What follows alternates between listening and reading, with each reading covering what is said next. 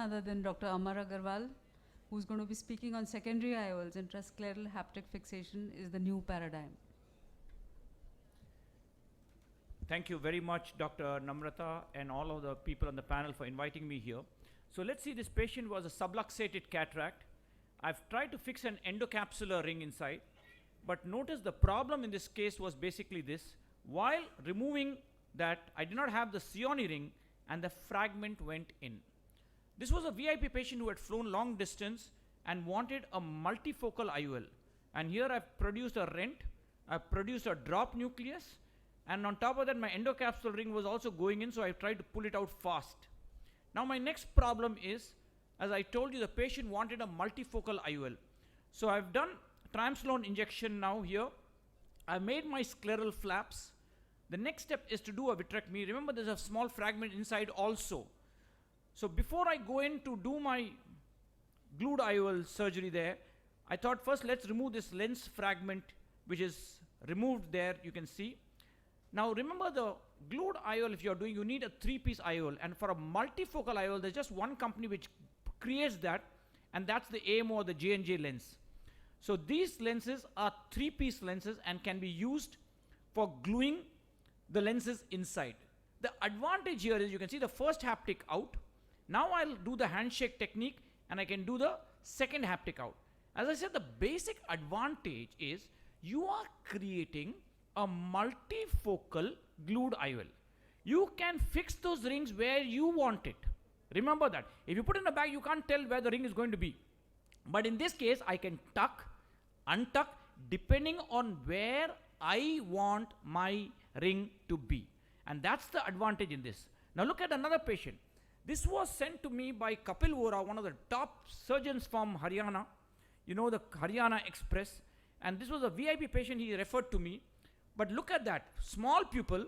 And what I wanted to show you is, he had a large white to white eye. I've done a small iridectomy in the area of the scleral flap so that I can come more anterior. Please, when you're doing this, don't go posterior. Go 0.5 to 1 millimeter from limbus. I've dilated the pupil. Now with the iris hooks, catching that lens, and what's inside? A multifocal, decentered IOL. Now again you see, I've caught the haptic there. Then I'm going to do the handshake technique. Shift from one hand to the other, one hand to the other, one hand to the other. Keep on till you see the tip of the haptic. Catch, pull, game, set, and match. So once you have caught that tip of the haptic with the handshake technique, you're through. Now once I have done that, see again, I'm going to transfer it from one hand to the other, catch the tip of the haptic, pull out. Once you have done that, again, what am I going to do? I'm going to do a multifocal glued IOL, but in this case, an existing IOL which is inside. Now remember, I had come anteriorly, I told you 13 millimeter eye, but look at the amount of haptic externalized. It's a lot. This lens, there is no way it will dislocate. But the problem is when you come anteriorly, you can get an optic capture. As you can see there. In case, nothing. Just do single pass, 4th row pupiloplasty, and I'm going to solve my optic capture on spot, on table. Another big advantage when I do this is the patient will never have any positive dysphotopsia.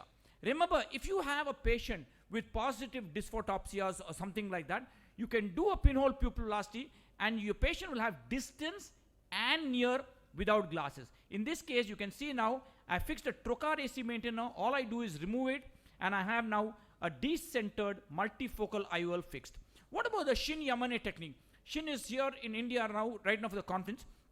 Great technique. The reason I don't use, to be honest, is for the simple reason I feel there's a tilt in it.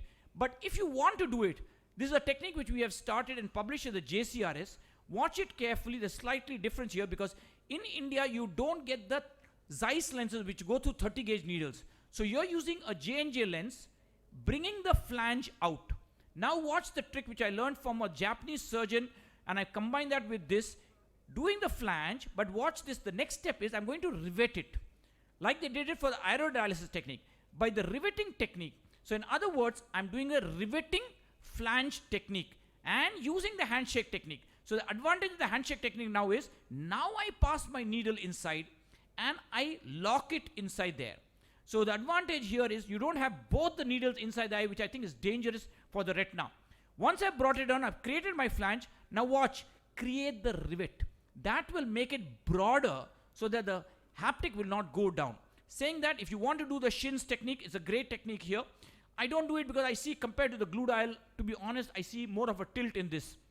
Now let's take this difficulty to the next level. This patient was referred to me by the president of AIOS. Just previous one was Dr. Natarajan. You can see this patient was operated 6 times.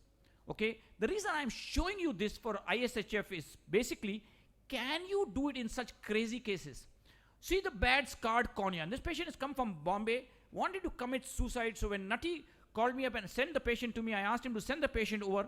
I tried to go ahead, fix my trocar AC maintainer, made my flaps, and look at how bad the stuff of the scarred tissue of the endothelium is.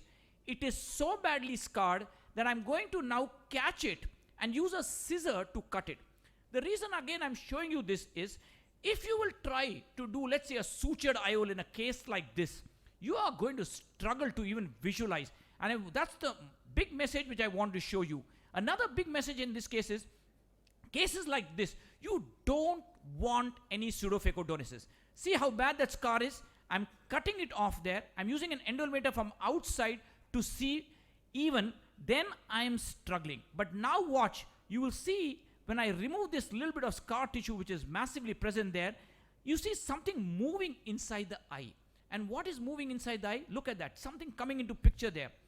That is a subluxated, nearly dislocated IOL. I didn't do that, that was there before. Okay, I was just touched the cornea till now. So catch it anywhere. I caught the haptic somewhere. Now I don't want this IOL to go down.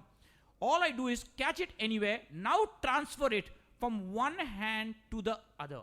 And you can see me doing it. I don't know where I caught it. I don't care. I'm going to just transfer it now from one hand to the other till I find my tip. Once I find the tip of the haptic, I will pull it out and externalize it. Now I'm safe. At least this lens doesn't go down. Now, one haptic out, game not over, ladies and gentlemen. So now what I'm going to do is I've got to catch the second fellow there. So I'm doing some more vitrectomy because now I'm comparatively safer. Catch it anywhere. I can't find it. Okay, see, I'm not seeing it anywhere. I'm using the movement of the lens haptic a little bit to give me some light visualization. Caught. Catch it anywhere. Now I'm safe. Again, handshake technique. So remember, you need 2 forceps, 2 glued IOL forceps to transfer from one hand to the other. Catch the tip. Remember, if it's your tip of the finger, you can pull it out. You bring it out from the middle of the flange, your finger will break. Game over. Look at the amount of haptic externalized. If I tuck that amount of haptic, there is no way for the next 100 years that lens is going to dislocate. Once I have done that, just to cover up this final clipping here is, I'm going to close up this pupil. Why? Closed angle will become open angle. 2, the air remains in the anterior chamber. 3, I've created something like a pinhole pupillasty. So any astigmatic problem will also get neutralized. So you see now the final picture which I'm going to show you here is, I'm just going to do this 4th row pupillasty, get this thing down and bring that pupil down. Once the pupil is down, just to show you at the end of this case, I'll just show you here how I will end this case just on a completion case.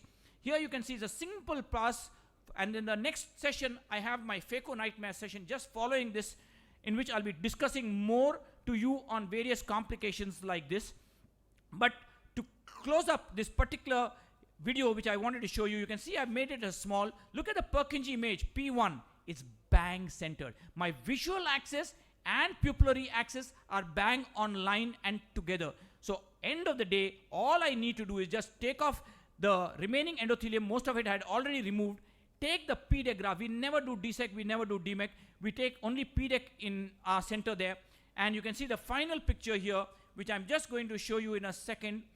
I'm just taking this PDEC graph which has got the endothelium, desmase and the pre-desmase layer, inject it inside, and as I just said, for completion's sake, let's see how this patient looked at the end after intrascleral haptic fixation, where we have done the glued IOL, we did the vitrectomy, we did the 4th row pupillasty and ended it with PDEC. You see the fibrin glue being applied, sealing everything down, and the last clipping which I'm just showing you in the last 10 seconds, that's pre-operative, ladies and gentlemen.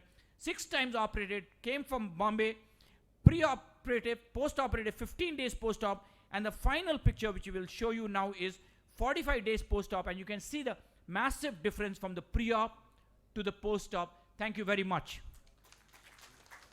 Thank you, Amar,